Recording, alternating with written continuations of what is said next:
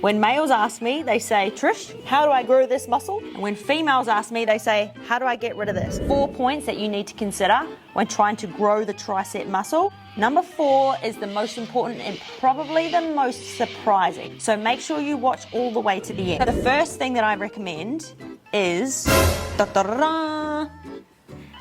bench press. The prime movers are the pec major, but the stabilizers in the bench press are, what a surprise, your triceps. In a bench press, when it's done correctly and with good form and good control, you are overloading the triceps at the same time. Point number 2 is intensity plus progressive overload. So if we use the bench press from point 1 as an example, we do bench press every single week with intensity, and then we progressively go heavier every week, which means we progressively overload the muscle. So if you're doing lots of different stuff every week, that could be why the muscle's not growing.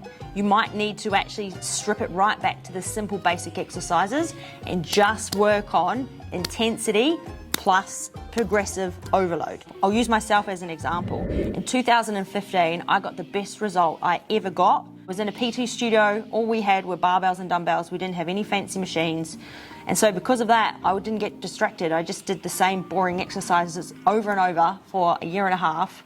Bench press, shoulder press, bicep curls, tricep extension, narrow press, over and over and over for 18 months, and just worked on intensity and progressive overload. I'm not saying if you go and use machines and cables and things like that, that they're ineffective, but if you're in a gym where there's lots of fancy stuff, it's very tempting to go play with all the toys and actually destroy the progressive overload that's going to help you build the muscle. So if you tend to get easily distracted, you might want to put yourself in a position where you don't actually have access to very much equipment, because it's not the type of equipment that you use. It doesn't matter if it's cables or dumbbells or machines or plate loaded or pin loaded or whatever. What matters is that you work with intensity and progressive overload. And number 3 is actually recovery. Our body secretes growth hormone when we're asleep. So if we train a lot and train hard and then we don't try and sleep, well, guess what? We've just short-circuited our body's ability to secrete growth hormone. So we've actually stunted our body's ability to grow muscle in the first place. So I know personally the ego gets to me and I think, I'm hard, I don't need that much sleep, I'll work it out later on, I'll make up for it on the weekend. Don't do it. Number 4, now this is the one where you might be surprised. I know you've heard this before, but not the way Trish explains it. Look at these photos here. This is me. In these photos, there are 26 days in between the photos. Now look how different my tricep looks. Obviously I haven't grown a big tricep in 26 days. It takes years to build muscle. It doesn't take 26 days to build a muscle. I stopped snacking though. I literally stopped eating junk food each night. So the one on the left, I had been eating sugary snacks every night for months before that. Then I just went, what the fuck am I doing? Sort your shit out, Trish, and stopped doing it.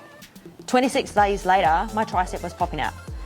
And that's because the layer of fat was just gone. Less puffiness. I'm speaking from experience here. If you want your triceps to be toned, don't just train them a lot. Train them a little bit with intensity and focus. Get plenty of sleep. Prioritize pinnacle lifts. Don't get distracted.